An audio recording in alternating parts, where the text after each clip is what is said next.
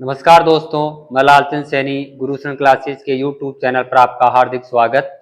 और आज हम फिर आपसे मुलाकात कर रहे हैं और हम आज लेकर आए हैं आपके सामने एक टॉपिक फिजिक्स का, जो है विद्युत धारा। दोस्तों, ये जो विद्युत धारा है वो स्नातक लेवल की जो सीटी एग्जाम है उसमें दे रखा है ये टॉपिक। और स्नातक लेवल की जो सीटी एग्जाम है उसमें महत्वपूर्ण एक टॉपिक है जिसका नाम अपन पढ़ रहे हैं क्या, विद्युत धारा। दोस्तों, इसमें अपन जानेंगे विद्युत धारा क्या है, विद्युत धारा क्या होती है और कैसे काम करती है। तो एक विशेष टॉपिक आपके सामने दे रखा है, उसका नाम क्या है, विद्युत धारा। देखो दोस्तों, आज अपन चर्चा करते हैं किसकी, विद्युत धारा की। किसकी करते हैं, विद्युत धारा की करते हैं दोस्तों। विद्युत धारा पढ़ेंगे आज। इलेक्ट्रिक करंट पढ़ेंगे दोस्तों। विद्युत धारा, इसका जो प्रतीक होता है दोस्तों वो होता है आई। इंकित किससे करते हैं, इसको आई से करते हैं। तो आज अपन चर्चा कर रहे हैं किसकी, विद्युत धारा की। दोस्तों देखो, हम जानते हैं विद्युत धारा किसे कहते हैं। तो देखो, आवेशों की प्रवाह की दर, किसे, आवेशों की प्रवाह की दर, आवेशों की प्रवाह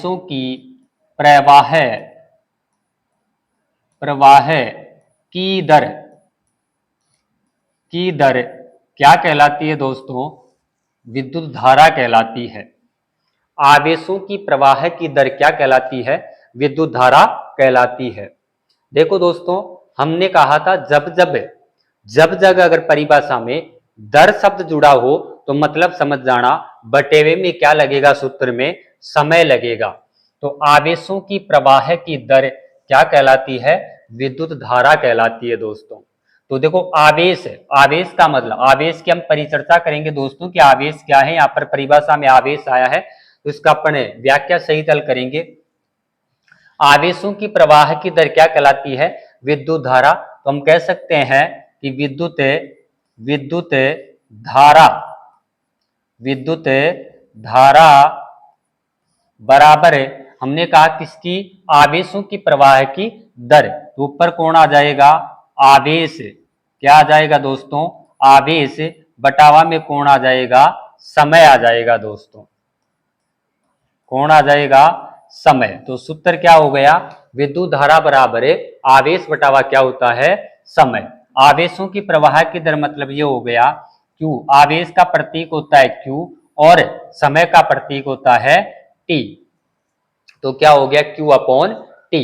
तो अपन ये लिख सकते हैं, आपके सामने सूत्र आ गया, I बराबर है Q अपॉन क्या होता है, T होता है दोस्तों। तो ये आवेशों की प्रवाह की दर क्या कहलाती है, क्या कहलाती है, विद्युत धारा। या अगली पंक्ति में अपन ये कहें दोस्तों, अगर इसकी पंक्ति में दूसरी परिभाषा आप लिखना चाहते हैं कि गुरुजी दूसरी परिभाषा इसकी क्या हो जाएगी, दूसरी परिभाषा अपन लिखें तो देखो, नीचे कौन लगा हुआ है दोस्तों, समय। ऊपर कौन है, आवेश है। तो हम ये कह सकते हैं एकांक समय में आवेशों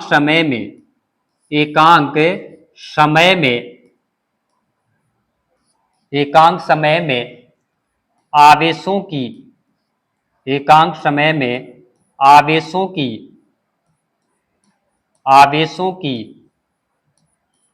प्रवाह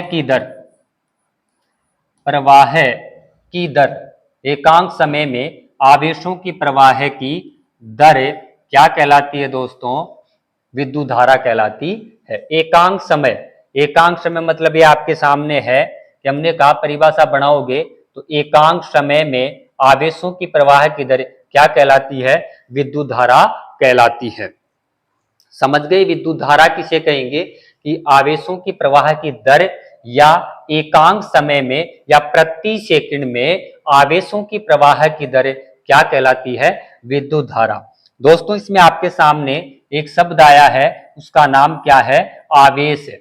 हम पहले इस आवेश की बात कर लेते हैं कि गुरुजी विद्युत धारा में हमने परिभाषा ये लिखी है, एकांक समय में आवेशों की प्रवाह की दर क्या कहलाती है, विद्युत धारा। तो पहले अपन इस आवेश को जानना जरूरी है कि आवेश क्या है। अगर मैं आवेश की बात करूं, दोस्तों, तो जो आवेश होता है, आवेश किसे कहते हैं? तो आवेश की अगर आप बात करोगे, आवेश क्या है? जिसका प्रतीक आपने क्या लिखा है? क्यू लिखा है। क्या लिखा है? क्यू। आवेश क्या है? किसी वस्तु में इलेक्ट्रॉन की अधिकता या कमी को ही अपन क्या कहते हैं? आवेश कहते हैं। ये मैं कह सकता हूं, किसी किसी वस्तु पर किसी वस्तु पर किसी वस्तु पर इलेक्ट्रॉन की अधिकता इलेक्ट्रॉन की अधिकता अधिकता या कमी को क्या कहते हैं? आवेश कहते हैं। यानी जब कोई वस्तु है, किसी वस्तु पर इलेक्ट्रॉन की या तो क्या हो? अधिकता, या फिर क्या हो जाए? कमी, तो वो ही क्या कहलाते हैं? आवेश कहलाता है। जैसे मैं बात करूं, जैसे कोई वस्तु है, उस पर अगर किसी वस्तु पर देखो, वस्तु पर दो चीजें हो रही है दोस्तों। अगर इलेक्ट्रॉन की क्या होती है? कमी, इलेक्ट्रॉन की क्या होती है? कमी होती है, तो फिर कौन सा आवेश आ जाता है? तो कमी होगी दोस्तों, तो कौन सा आवेश आ जाएगा? तो आ जाता है कौन सा? धन आवेश। कौन सा आवेश? धनावेश आ जाता है। धनावेश आ जाता है दोस्तों। कौन सा आवेश आ जाएगा? धनावेश। अगर इलेक्ट्रॉन की वृद्धि हो रही है, या क्या होती है? अधिकता होती है दोस्तों, अधिकता होती है, तो फिर किसी वस्तु पर इलेक्ट्रॉन की अधिकता, किसकी अधिकता? इलेक्ट्रॉन की अधिकता, तो बराबर क्या आता है दोस्तों? ऋणावेश आता है। क्या आता है? ऋणावेश आता है दोस्तों। बात समझ गए होंगे कि अगर वस्तु पर इलेक्ट्रॉन की अधिकता है तो कौन सा आवेश आ जाएगा? ऋणावेश। और अगर इलेक्ट्रॉन की कमी हुई है तो कौन सा आता है? धनावेश। देखो, मैं एक अच्छे एग्जाम्पल की तरह आपको ये समझाता हूं कि क्या है। देखो दोस्तों, इलेक्ट्रॉन की कमी और अधिकता कैसे होती है? जैसे अपन बात करें, आपके सामने एक सोडियम है दोस्तों। क्या है? सोडियम है। ये सोडियम है। हम जानते हैं सोडियम में इलेक्ट्रॉन होते हैं 2, 8 और 1। यानी सोडियम का जो परमाणु क्रमांक होता है वो होता है कितना? 11। सॉरी, हाँ दोस्तों, सही है। कितना हो जाएगा? 11 होता है दोस्तों। तो 2, 8, 10 और 11 हो गए। अगर ये इलेक्ट्रॉन का क्या करेगा दोस्तों? ये इलेक्ट्रॉन का त्याग करेगा, क्योंकि इसके बाह्यतम कक्ष में कितने इलेक्ट्रॉन है? 1 अधिक है। बाह्यतम में कितना है? 1 है। तो उसको देने वाले 7 नहीं मिलेंगे अष्टक पूरा करने के लिए, तो 1 का क्या करेगा? त्याग करेगा। और ये किसको देगा? क्लोरीन को देगा। तो देखो दोस्तों, यहां पर तो आ जाएगा त्याग करेगा, हमने लिखा है। अगर इलेक्ट्रॉन की कमी हो रही है तो यहाँ पर क्या आएगा? धनावेश। तो यहाँ पर कौन सा आवेश आ गया? प्लस धनावेश आ गया। और ये इलेक्ट्रॉन की अधिकता, अब अधिकता किसके पास हो गई? क्योंकि क्लोरीन के जानते हैं अपन कितना होता है? 2, 8, 7 होता है। और जैसे ही ये इलेक्ट्रॉन 1 लेगा तो यहाँ पर कौन सा आवेश आ जाएगा? ऋणावेश। यहाँ पे 1 इलेक्ट्रॉन की अधिकता हो गई, तो अधिकता का मतलब ऋणावेश आ गया, और कमी का मतलब कौन सा आवेश आ गया? धनावेश। तो यहाँ पर कितने हो जाएंगे दोस्तों? तो यहाँ पर हो जाएंगे 8। तो क्लोरीन का अष्टक पूरा, इधर सोडियम का अष्टक भी क्या पूरा हो गया? पूरा हुआ। बाह्यतम कक्ष में 1 था, इसलिए इसमें इलेक्ट्रॉन का त्याग किया, तो कौन सा आवेश आ गया? धनावेश। बाह्यतम कक्ष में 7 थे, 1 की कमी थी अष्टक पूरा करने के लिए, तो यहाँ पर 1 ग्रहण किया, तो कौन सा आवेश आ गया? ऋणावेश आ गया। तो ये आवेश की कहानी है। समझ गए होंगे बात। आवेश क्या है? जब किसी वस्तु पर इलेक्ट्रॉन की अधिकता और इलेक्ट्रॉन की कमी हो जाती है तो उसी को अपन कहते हैं आवेश। और जब जब कमी होगी तो कौन सा आएगा? धनावेश। और जब जब इलेक्ट्रॉन की क्या होगी? वृद्धि, अधिकता होगी, तो कौन सा आवेश आता है? ऋणावेश आता है। अगली बात अपन दोस्तों करें आवेश की। देखो, आवेश का सूत्र क्या होगा दोस्तों? हम जानते हैं Q। आवेश का प्रतीक क्या है? Q। तो Q बराबर दोस्तों क्या होता है? Ne होता है। आवेश का एक इंपॉर्टेंट सूत्र है, और यहां से परीक्षा में एक प्रश्न पूछा ही जाता है दोस्तों। Q बराबर क्या होता है? Ne। Q बराबर क्या होता है दोस्तों? Ne होता है। जहां हम जानते हैं Q बराबर तो क्या है? आवेश है। Q बराबर क्या है? आवेश है। Q बराबर क्या है? आवेश है। N बराबर क्या है? N बराबर है इलेक्ट्रॉनों की संख्या। क्या है दोस्तों? इलेक्ट्रॉनों की संख्या। इलेक्ट्रॉनों की संख्या। और ई बराबर है दोस्तों, ई बराबर है एक इलेक्ट्रॉन पर आवेश। एक इलेक्ट्रॉन पर क्या दोस्तों? आवेश। तो आवेश का सूत्र क्या होता है? Q बराबर एन ई। Q बराबर एन ई, जहां Q बराबर क्या होता है? आवेश। एन बराबर क्या होता है? इलेक्ट्रॉनों की संख्या। और ई क्या होता है? एक इलेक्ट्रॉन पर क्या होता है? आवेश होता है। यहां तक आपको बात समझ में आ गई होगी। अगर अपन बात करें दोस्तों कि जो ये Q है, इसका जो मात्रक होता है आवेश का, मैं किसकी बात बता रहा हूं? मात्रक की बात बता रहा हूं। तो मात्रक होता है दोस्तों कूलाम होता है। क्या होता है? कूलाम होता है। आवेश का मात्रक क्या होता है? कूलाम होता है, जिसका प्रतीक होता है दोस्तों C। क्या होता है? C। तो आपसे पूछा जाए आवेश का मात्रक क्या है? कूलाम्ब है दोस्तों, या कूलाम है। तो इसका प्रतीक क्या है? C है दोस्तों। ये सूत्र पता लग गया। Q बराबर क्या होता है? Ne। ये जो सूत्र काम आता है दोस्तों, तो एक प्रश्न आता है, इंपॉर्टेंट क्वेश्चन है, कई बार एग्जाम में क्या किया गया है, पूछा हुआ क्वेश्चन है। और ये क्वेश्चन ये है दोस्तों कि देखो सामने देखना एक बार क्वेश्चन क्या है। क्वेश्चन ये है, एक गुलाम एक गुलाम एक गुलाम आवेश में एक गुलाम आवेश में इलेक्ट्रॉनों की संख्या ज्ञात कीजिए। एक गुलाम आवेश में इलेक्ट्रॉनों की संख्या बताइए। तो आपको ये इलेक्ट्रॉनों की संख्या ज्ञात करनी है दोस्तों। बताओ, ये प्रश्न है। और फैक्ट इसका मान होता है, अगर मैं ये बताऊंगा आपको, देखो दोस्तों, इलेक्ट्रॉन है, एक इलेक्ट्रॉन पर आवेश। अगर इसका मैं मान बताऊंगा आपको, तो एक इलेक्ट्रॉन पर आवेश होता है 1.6 इंटू 10 की घात माइनस 19 गुलाम होता है दोस्तों। क्या होता है? 19 गुलाम होता है। एक बार इस प्रश्न को देखिएगा।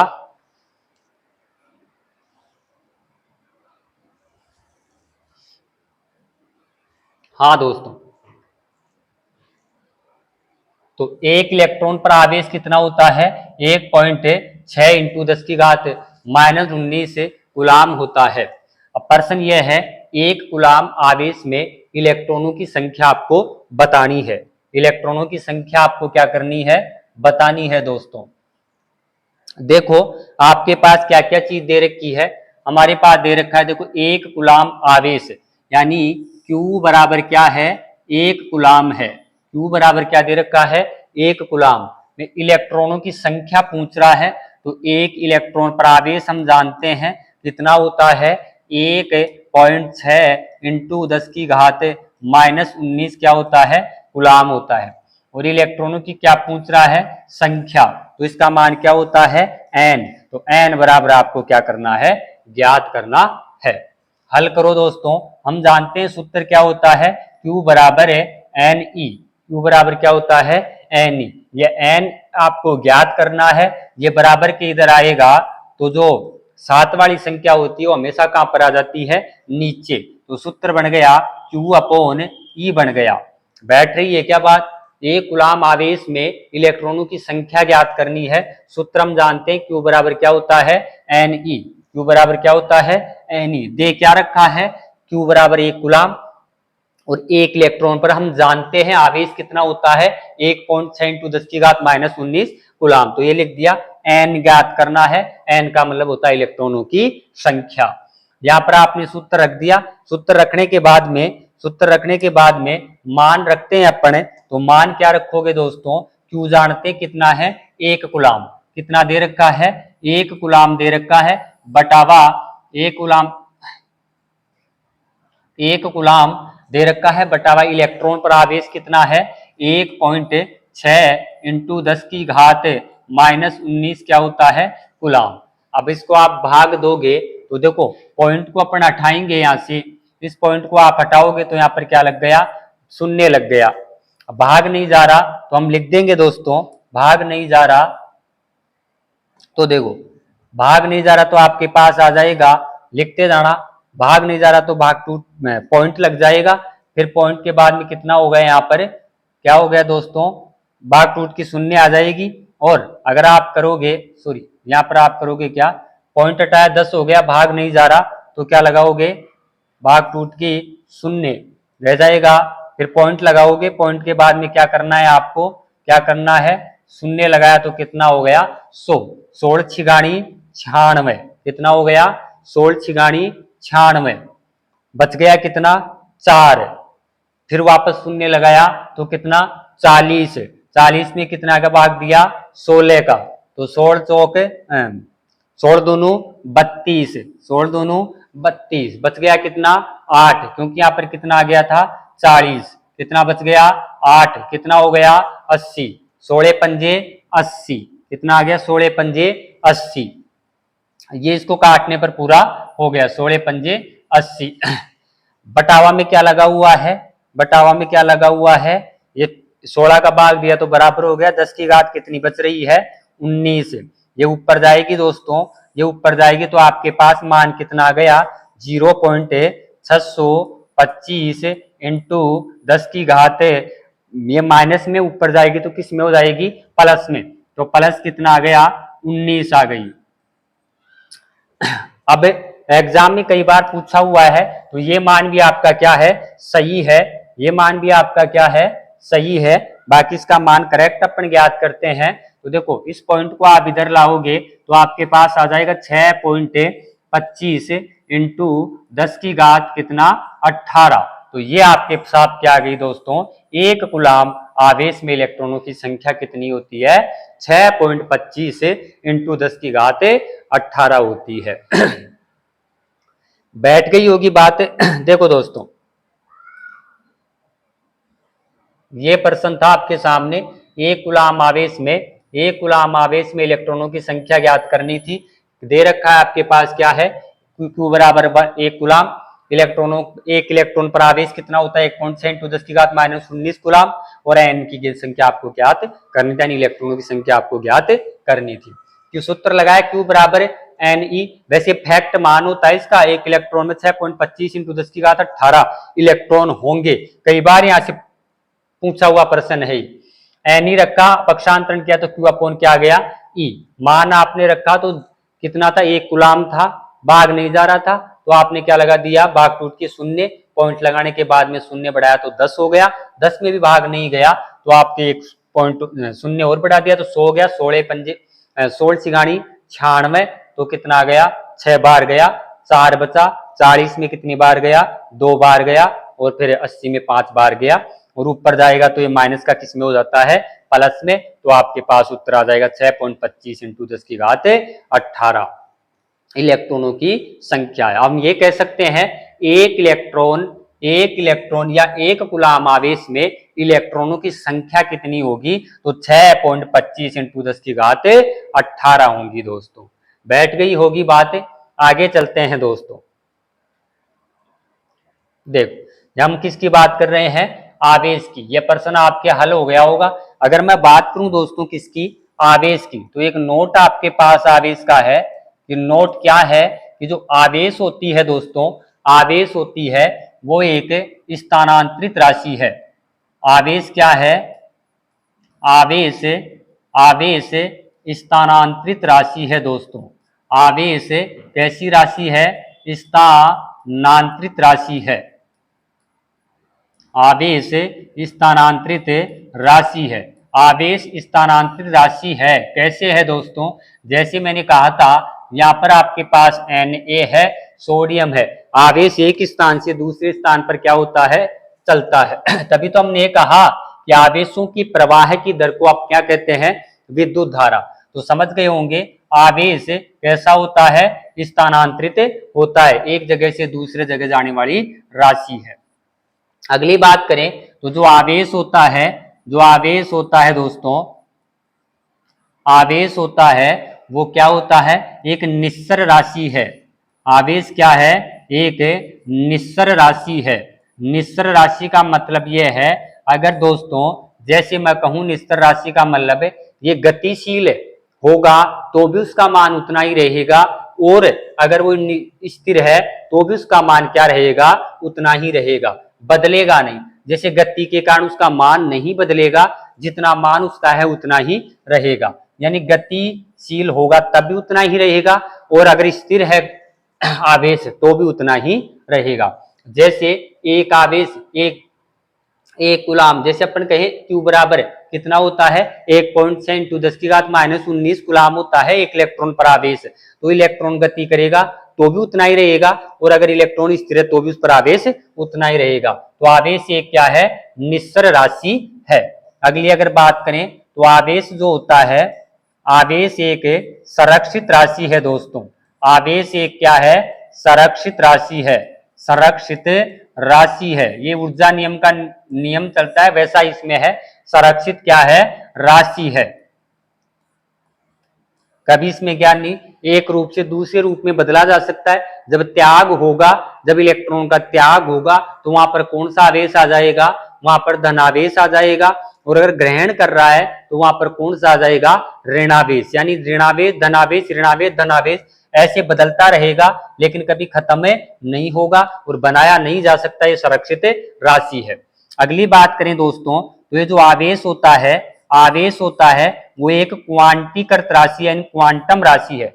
आवेश कैसी राशि है दोस्तों, क्वांटम राशि है, क्वांटम राशि है। क्वांटम राशि का मतलब यह है, कैसी राशि है दोस्तों, क्वांटम राशि है। क्वांटम राशि का मतलब यह है कि इसका जो मान होता है Q बराबर जो मान होता है वो होता है 1 2 3 4 ऐसे होगा, कभी भी क्या नहीं होगा 1.2 1.4 ऐसे नहीं होगा। मतलब कहने का यह है आवेश एक कैसी राशि है, क्वांटम राशि है। क्या है, क्वांटम राशि है दोस्तों। बैठ गई होगी बात। हम बात कर रहे हैं किसकी, आवेश की। तो आवेश एक स्थानांतरित राशि है, आवेश एक निस्तर राशि है, आवेश संरक्षित राशि है, आवेश क्वांटम राशि है। आप स्क्रीनशॉट यहां से ले सकते हैं। और आगे बात करें, आगे आवेश की आप बात करोगे तो यहां पर क्वांटम से मेरे को एक बात याद आ गई, ये क्वांटम यानी आवेश का क्वांटम क्या होता है, इसकी एक परिभाषा है, एक निश्चित क्वांटम है। जैसे आवेश का क्वांटम, आवेश आवेश का क्वांटम, आवेश का क्वांटम क्या कहलाता है, तो जब एक इलेक्ट्रॉन द्वारा आवेश का, यानी हम कह सकते हैं कि आवेश का वह मान, वह न्यूनतम मान, यानी आवेश का परिभाषा क्या हो जाएगी, आवेश आवेश का वह न्यूनतम मान, वह न्यूनतम मान जिसका क्या होता हो, आदान प्रदान, वह आवेश का वह न्यूनतम मान जिसका क्या होता हो, आदान प्रदान, आदान प्रदान, तो उसे क्या कहते हैं, आवेश का क्वांटम कहते हैं। जैसे Q बराबर एक इलेक्ट्रॉन पर आवेश कितना होता है 1.6 इंटू 10 की घात -19 क्या होता है, कूलाम। तो ये क्वांटम क्या है, एक राशि है दोस्तों। वह न्यूनतम मान कितना आ जाएगा 1.6 इंटू 10 की घात -19 कूलाम आ जाएगा। तो आवेश का क्वांटम, आवेश का वह न्यूनतम मान जिसका आदान प्रदान होता है उसे कहते हैं आवेश का क्वांटम। कितना होगा 1.6 इंटू 10 की घात -19 कूलाम, यानी एक इलेक्ट्रॉन पर जो आवेश होगा वही उसका क्या कहलाता है, क्वांटम। क्योंकि एक इलेक्ट्रॉन आदान प्रदान होता है तो कितने आवेशों को प्रवाहित करता है, 1.6 इंटू 10 की घात -19 कूलाम को करता है। ये बात थी। तो हम आवेश के बारे में जान चुके हैं कि आवेश क्या है। और आवेश की कहानी अपन को क्यों समझनी पड़ी, क्योंकि हम पढ़ के आ रहे हैं दोस्तों, विद्युत धारा पढ़ रहे हैं। क्या पढ़ रहे हैं, विद्युत धारा पढ़ रहे हैं। और विद्युत धारा में आपने यही कहा है सबसे पहले कि आवेशों की प्रवाह की दर को क्या कहते हैं, विद्युत धारा कहते हैं। आवेशों की प्रवाह की दर को क्या कहते हैं, विद्युत धारा कहते हैं। तो आवेश शब्द क्या किया, किसी वस्तु पर इलेक्ट्रॉन की अधिकता या कमी को क्या कहते हैं, आवेश कहते हैं। वस्तु इलेक्ट्रॉन की कमी होगी तो धनावेश आएगा, इलेक्ट्रॉन की अधिकता होगी तो क्या आएगा, ऋण आवेश आएगा। जैसे सोडियम का मैंने और क्लोरीन का यहाँ पर उदाहरण लेकर आपको समझाया है। आवेश का मात्रक क्या होता है दोस्तों, गुलाम होता है, गुलाम होता है। और एक आवेश का सूत्र होता है Q बराबर Ne। क्या होता है, Q बराबर Ne। Q का मतलब आवेश, N का मतलब इलेक्ट्रॉनों की संख्या, और इलेक्ट्रॉन पर एक इलेक्ट्रॉन, E का मतलब एक इलेक्ट्रॉन पर आवेश, जो कितना होता है ये मान आपने देखा है। यहाँ पर अपन ने एक क्वेश्चन किया, एक गुलाम आवेश में इलेक्ट्रॉनों की संख्या क्या होगी, तो आपके पास उत्तर आ गया 6.25 × 10⁻18 इलेक्ट्रॉनों की संख्या होती है। बाकी बाद में आपने ये बात की कि जो आवेश होता है वो आवेश स्थानांतरण राशि होती है। आवेश एक निश्चर राशि है, आवेश संरक्षित राशि है, और आवेश क्या है, क्वांटम राशि है। जैसे 1 2 3 संख्या में इसका आदान प्रदान होता है। आवेश का क्वांटम क्या कहलाता है, आवेश का वह न्यूनतम मान जिसका क्या होता हो, आदान प्रदान होता हो। जैसे Q पर एक इलेक्ट्रॉन पर आवेश कितना होता है, 1.7 × 10⁻19। तो एक इलेक्ट्रॉन का प्रभाव होगा तो कितने आवेश प्रवाहित होंगे, 1.7 × 10⁻19 गुलाम आवेश प्रवाहित होंगे। ये न्यूनतम मान है। हम बात कर रहे थे किसकी दोस्तों, विद्युत धारा की। किसकी बात कर रहे थे, विद्युत धारा की। और हम जानते हैं आपके पास सूत्र कौन सा आ गया था, विद्युत धारा का क्या सूत्र आया था, I बराबर अपने पास क्या आ गया था, Q/T आ गया था। क्या आ गया था, Q/T आ गया था। अगर मैं दोस्तों विद्युत धारा के मात्रकों की बात करता हूं, इसकी मात्रक, इसकी विद्युत धारा के मात्रक क्या है, इसकी बात कर रहे हो, विद्युत धारा के मात्रक। यह आवेश इसलिए पढ़ना पड़ा क्योंकि परिभाषा में कौन बैठा है, आवेश है। तो I बराबर Q/T होता है। तो मात्रक आप निकालोगे तो अपने पास देखो आवेश का क्या होता है, कूलाम। क्या होता है, कूलाम, बटावा समय का क्या होता है, सेकंड। तो आ गया कूलाम प्रति सेकंड। क्या आ गया, कूलाम प्रति सेकंड। इस प्रति के चिन्ह को आप हटाओगे तो आप ये भी लिख सकते हैं कूलाम सेकंड -1। ये भी आपका क्या है, सही है। और ये नहीं लिखना चाहते तो ऐसा ही मात्रक होता है दोस्तों एम्पियर। क्या होता है, एम्पियर, जिसका प्रतीक होता है दोस्तों ए। क्या होता है, ए। तो देखो मात्रक क्या आ गया, I बराबर Q/T, क्योंकि Q का क्या होता है, आवेश का, गुलाम, समय का क्या होता है, सेकंड। तो आपके पास आ गया क्या, गुलाम प्रति सेकंड। क्या आ गया, गुलाम प्रति सेकंड। या इसी को प्रति के चिन्ह को हटाया तो माइनस आ गया, और क्या होता है, एम्पियर होता है। ये कौन सी पद्धति में है दोस्तों, SI पद्धति में है। कौन सी पद्धति में है, SI। अगर आपसे पूछ ले दोस्तों CGS पद्धति में पूछ ले, कौन सी पद्धति में, CGS पद्धति, यानी C का मतलब सेमी, G का मतलब ग्राम, और S का मतलब सेंटीमीटर, सॉरी सेकंड। तो अपने पास CGS में पूछ लेता है तो CGS में होता है कौन सा, एब एम्पियर होता है। या इसी का अपन कहें, एक तो होता है बोयट। क्या होता है दोस्तों, बोयट होता है, और दूसरा होता है कौन सा, एब एम्पियर। ये कौन सी पद्धति में है दोस्तों, ये आपके CGS पद्धति में मात्रक है। बैठ गई होगी बात, बोयट या एब एम्पियर। किसकी मात्रों की बात कर रहे हो आप, धारा के, विद्युत धारा के मात्रकों की बात कर रहे हो। विद्युत धारा के मात्रक हो गए कौन सी पद्धति में, SI या MKS में कूलाम प्रति सेकंड और एम्पियर होता है। CGS पद्धति में क्या होता है, वोल्ट या एब एम्पियर होता है। अगली बात करें तो ये मात्रक हो गए। और अगली बात मैं कहूं तो जो आपका धारा है, विद्युत धारा एक अदिश राशि है दोस्तों। कैसी राशि है, अदिश राशि है।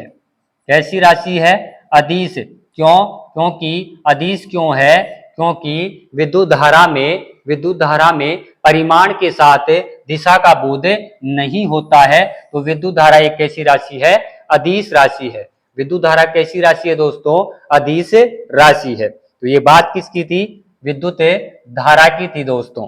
किसकी थी, विद्युत धारा की थी। हमने विद्युत धारा का सूत्र क्या लिखा है, I बराबर है क्या होता है, Q/T होता है दोस्तों। क्या होता है, I बराबर Q/T होता है। अगर आपसे पूछ लेता है एक एम्पियर की परिभाषा, एक एम्पियर क्या की परिभाषा, यानी एक एम्पियर किसे कहते हैं, एक एम्पियर किसे कहते हैं, तो सुनना मेरी बात, एक एम्पियर की परिभाषा हम कह सकते हैं एकांक समय में या एक सेकंड में, इसमें दोस्तों एक सेकंड में, एक सेकंड में एक कुलाम ऐसे लिख सकते हैं। जब एक सेकंड में, जब एक सेकंड में एक कुलाम आवेश आवेश प्रवाहित आवेश प्रवाहित आवेश प्रवाहित किया जाता है किया जाता है किया जाता है तो किया जाता है तो उत्पन्न उत्पन्न उत्पन्न धारा या उत्पन्न विद्युत धारा उत्पन्न विद्युत धारा 1 एम्पियर कहलाती है। 1 एम्पियर कहलाती है। धारा 1 एम्पियर कहलाती है या होती है, 1 एम्पियर होती है। ये क्या हो गई? 1 एम्पियर की परिभाषा। देखो 1 एम्पियर, जब एक सेकंड में एक कूलाम आवेश प्रवाहित किया जाता है तो उत्पन्न विद्युत धारा 1 एम्पियर होती है। जैसे हमने सूत्र क्या लिखा है? I बराबर Q अपॉन T।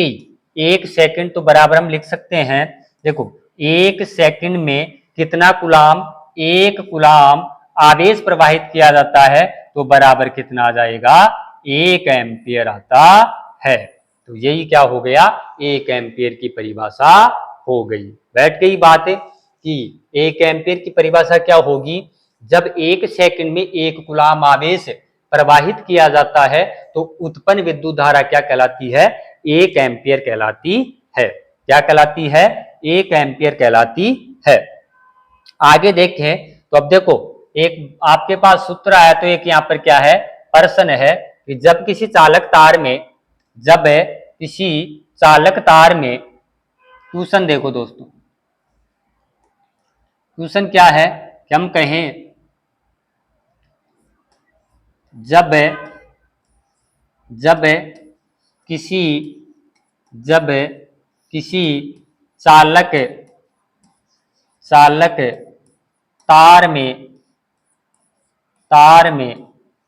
जब किसी चालक तार में 0.5 एम्पियर धारा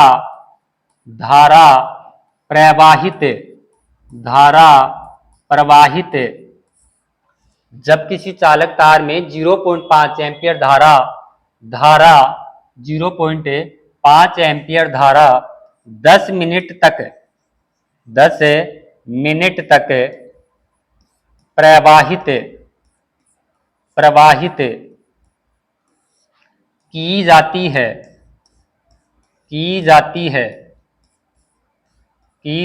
है तो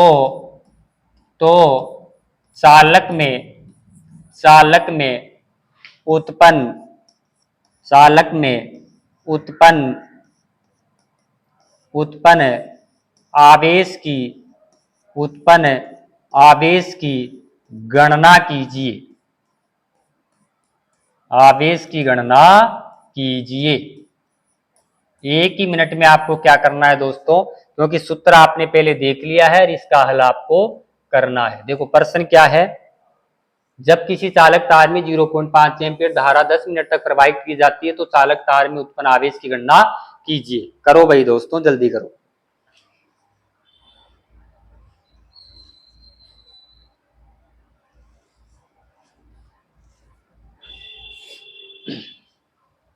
कर लिया होगा। हम जानते हैं सूत्र क्या होता है? I बराबर Q अपॉन T होता है। देखो आपके पास दे क्या चीज रखी है? हमारे पास क्या क्या चीज दे रखी है? तो आपके पास है धारा I बराबर कितना मान दे रखा है? I बराबर कितना दे रखा है? 0.5 एम्पियर है। समय T बराबर कितना है? 10 मिनट है। 10 मिनट को आप सबसे पहले किस में बदलोगे? सेकंड में। 1 मिनट बराबर 60 सेकंड, तो 60 इंटू कितना हो गया? 10। तो T बराबर आपके पास कितना आ गया? 600 सेकंड आ गया। ज्ञात क्या करना है?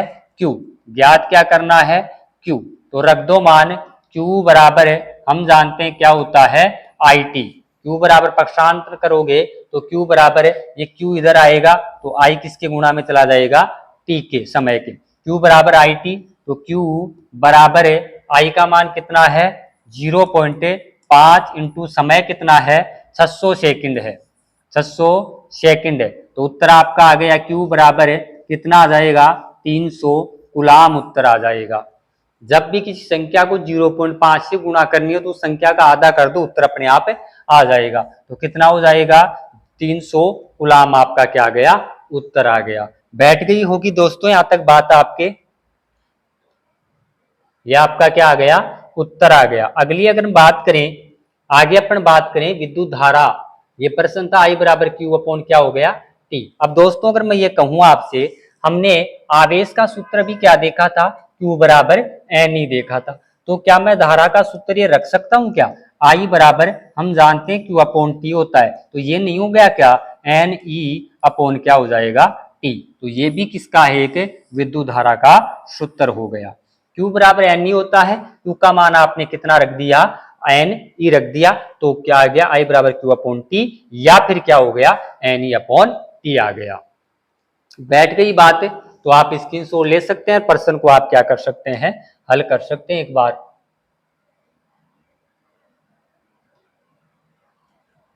ये था दोस्तों प्रश्न।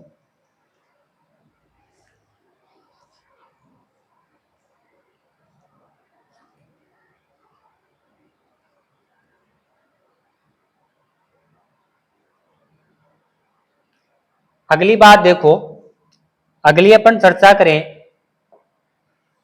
देखो विद्युत धारा की आप बात कर रहे हो, तो विद्युत धारा के प्रकार, विद्युत धारा के प्रकार हम पढ़ रहे हैं क्या बे, विद्युत धारा के प्रकार, विद्युत धारा के प्रकार।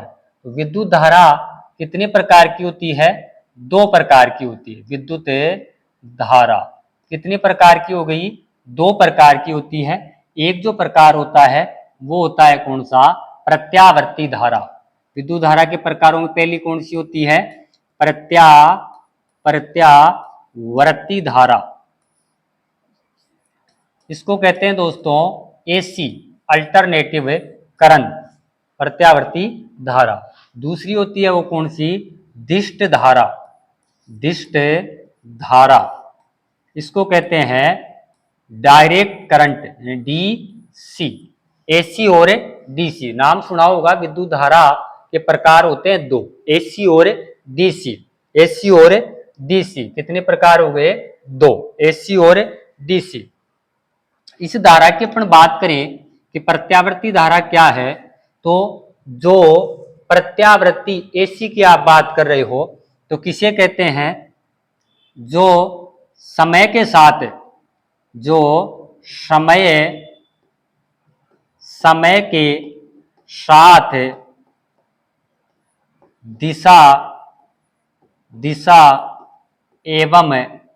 दिशा एवं परिमाण में परिवर्तन होता है।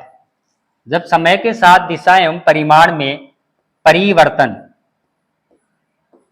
या बदल जाते हैं परिवर्तन, तो वो कौन सी धारा कहलाती है प्रत्यावर्ती। जैसे दोस्तों देखो, यहां से कोई धारा चलती है, इलेक्ट्रॉन चलते हैं तो यूं चलते हैं, है ना, तो यहाँ पर प्लस है, यहाँ पर कौन आ गया माइनस। तो देखो समय के साथ दिशा एवं परिमाण में यहाँ पर क्या हो रहा है परिवर्तन हो रहा है। समय के साथ अगर धारा की दिशा और समय के साथ अगर धारा की दिशा और परिमाण बदल जाए तो वो कौन सी है प्रत्यावर्ती धारा कहलाती है। और अगर समय के साथ दिशा और परिमाण नहीं बदले तो वो कौन सी कहलाती है दिष्ट धारा। इसमें बात हो जाएगी कौन सी, समय के साथ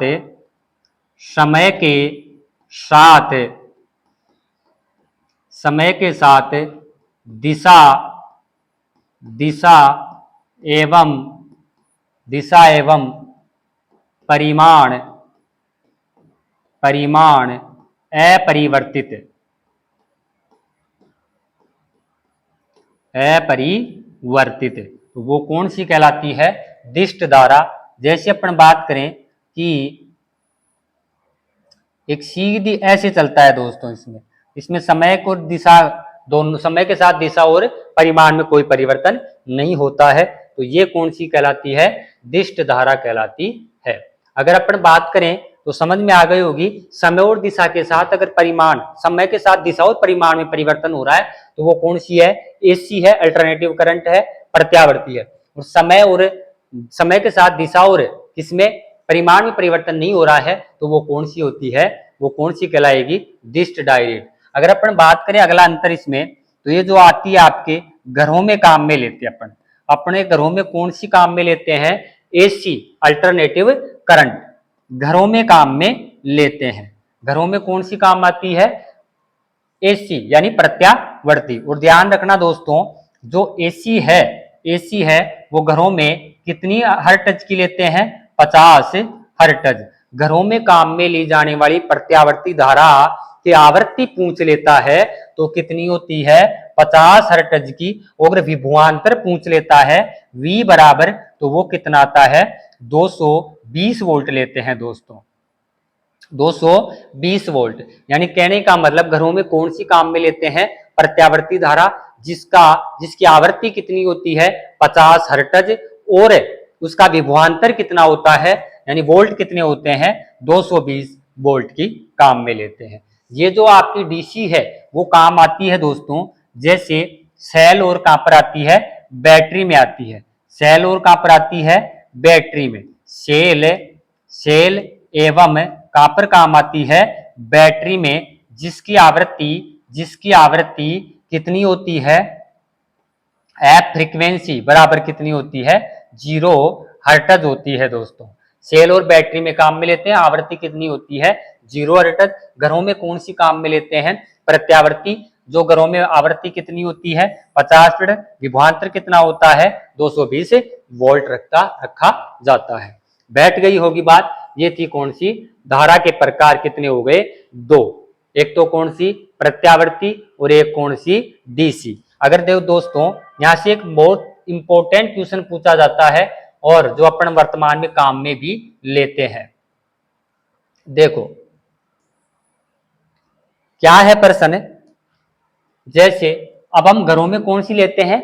एसी काम में लेते हैं। देखो एसी जो होती है, एसी, तो एसी को जब किस में बदला जाता है? डीसी में बदला जाता है, तो वो कौन बदलता है? रेक्टिफायर बदलता है दोस्तों। कौन बदलता है? रेक्टिफायर बदलता है। इसी को कहते हैं दिष्टकारी। क्या कहते हैं? दिष्टकारी। क्या कहते हैं? दिष्टकारी कहते हैं दोस्तों। रेक्टिफायर एसी को, प्रत्यावर्ती को किस में बदलता है? डीसी में, यानी दिष्टकारी या रेक्टिफायर बदलता है। अगर इस डीसी को आपको वापस किस में लेके आना है? एसी में लेके आना है, तो फिर वो बदलता है कौन? इन्वर्टर। कौन बदलता है? इन्वर्टर बदलता है दोस्तों। जैसे आजकल हर प्रत्येक घरों में कौन लगा होता है? इन्वर्टर। तो इन्वर्टर अकेला नहीं होता है दोस्तों, उसके साथ कौन होता है? रेक्टिफायर। जैसे ही आपके घर में कौन सी विद्युत आएगी? एसी आती है, अल्टरनेटिव करंट यानी प्रत्यावर्ती धारा आती है, वो बैटरी में चार्ज, यानी बैटरी को चार्ज करने का काम कर रहा है, वो रेक्टिफायर कर रहा है, यानी एसी को किस में बदल रहा है? डीसी में बदल रहा है। अब अपन लाइट चली गई, बिजली चली गई, तो हम किसका उपयोग करेंगे? बैटरी। बैटरी में कौन सी पाई जाती है? डीसी। हमने कहा ना सेल और बैटरी में कौन सी होती है? डीसी। अब इस डीसी का आप डायरेक्ट उपयोग नहीं कर सकते, उसको किस में बदलना पड़ेगा? एसी में बदलना पड़ेगा। और वो बदलने का काम कौन करता है? इन्वर्टर करता है। बैठ गई बात, यानी एसी से डीसी में बदलने का काम रेक्टिफायर या दिष्टकारी करता है, और डीसी से एसी में बदलने का काम कौन करता है? इन्वर्टर करता है। तो ये विद्युत धारा के क्या थे? प्रकार थे। कितने प्रकार हो गए? 2 प्रकार। एक प्रत्यावर्ती धारा और एक कौन सी धारा? दिष्ट धारा हो गई। देखो एक बार, एक कौन सी हो गई? प्रत्यावर्ती धारा, और एक दिष्ट धारा डीसी। समय के साथ दिशा एवं परिमाण में परिवर्तन हो जाता है तो प्रत्यावर्ती धारा, समय के साथ दिशा एवं परिमाण में अपरिवर्तित यानी परिवर्तन नहीं होता है तो दिष्ट धारा डीसी। हम काम में लेते हैं घरों में कौन सी प्रत्यावर्ती, सेल और बैटरी में काम में लेते कौन सी होती है, दिष्ट धारा होती है। रेक्टिफायर एसी को किस में बदलता है, डीसी में। इन्वर्टर डीसी को किस में बदलता है, एसी में बदलता है। किस में बदलता है, एसी में बदलता है। यह आप बात कर चुके हैं किसकी, विद्युत धारा की बात कर चुके हैं। अगली क्लास में अपन विद्युत धारा, एक बार मैं इसका रिवीजन करवा देता हूं थोड़ा सा, क्योंकि अपन ने आज क्या क्या पढ़ा है, और फिर मैं अगली क्लास में अपन कहां से स्टार्ट करेंगे।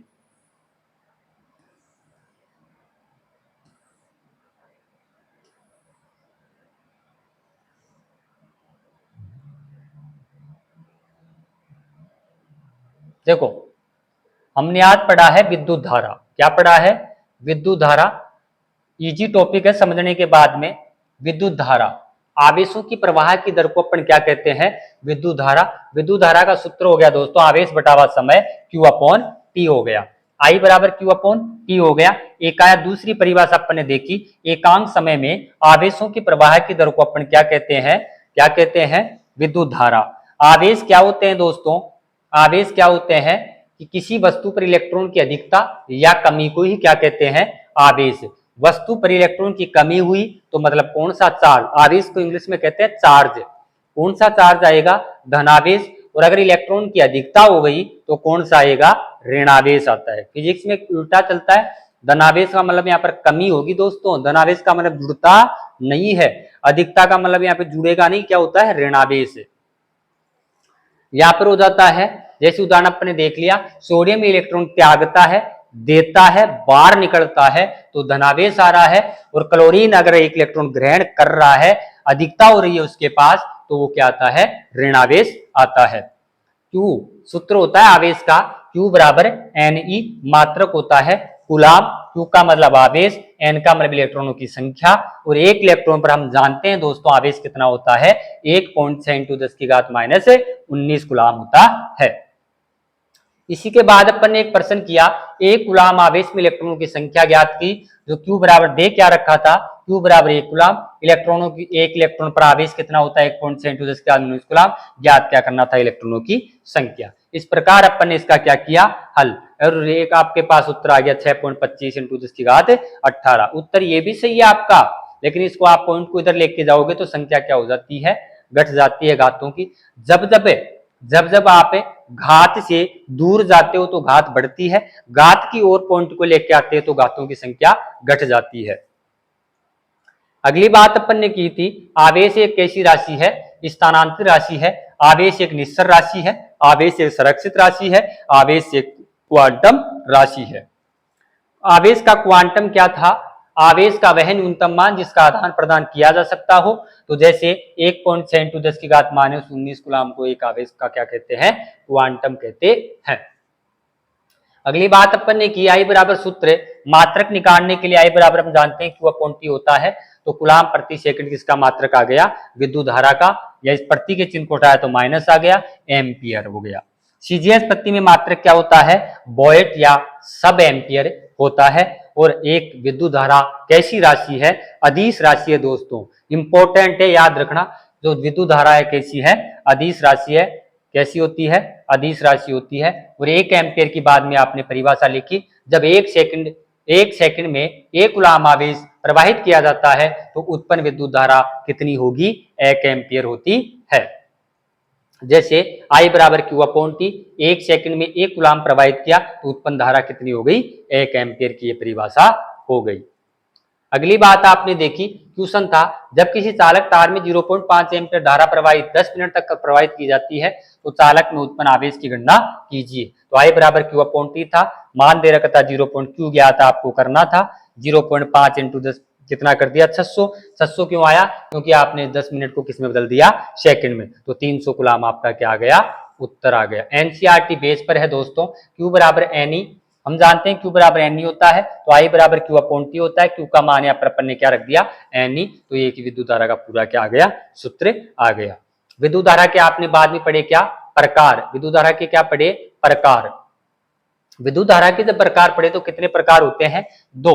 प्रत्यावर्ती धारा एसी और दिष्ट धारा डीसी होती है। समय के साथ अगर दिशा और परिमाण बदल जाए तो वो प्रत्यावर्ती है, समय के साथ अगर दिशा और परिमाण नहीं बदले तो वो कौन सी है?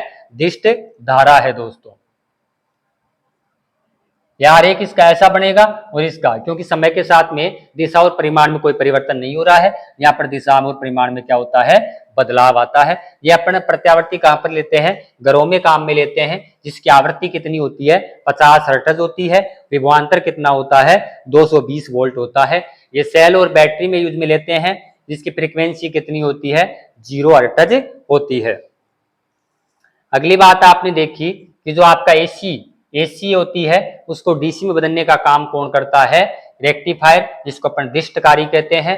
और डीसी को एसी में बदलने का काम कौन करता है? इन्वर्टर काम करता है। ये याद रखना है, एसी को डीसी डिस्टकारी, एसी को डीसी डिस्टकारी या रेक्टिफायर, और डीसी को एसी में बदलने का काम कौन करता है?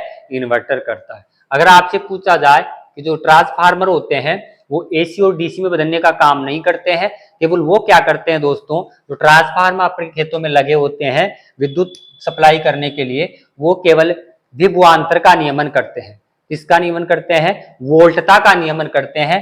जो जनरेटर क्या, ट्रांसफार्मर होते हैं, वो क्या करते हैं? वोल्टता का नियमन करते हैं। किसका नियमन करते हैं? वोल्टता का, यानी वोल्टता को बढ़ाने का और वोल्टता को कम करने का नियम करते हैं। बाकी घटाने का ही काम करते हैं। जैसे 33,000 वोल्ट की आती है विभवांतर, उसको घटाने का काम कौन करता है? कौन करता है? ट्रांसफार्मर करता है। ट्रांसफार्मर एसी को डीसी और डीसी को एसी में कभी नहीं बदलेगा, वो तो केवल क्या काम करता है?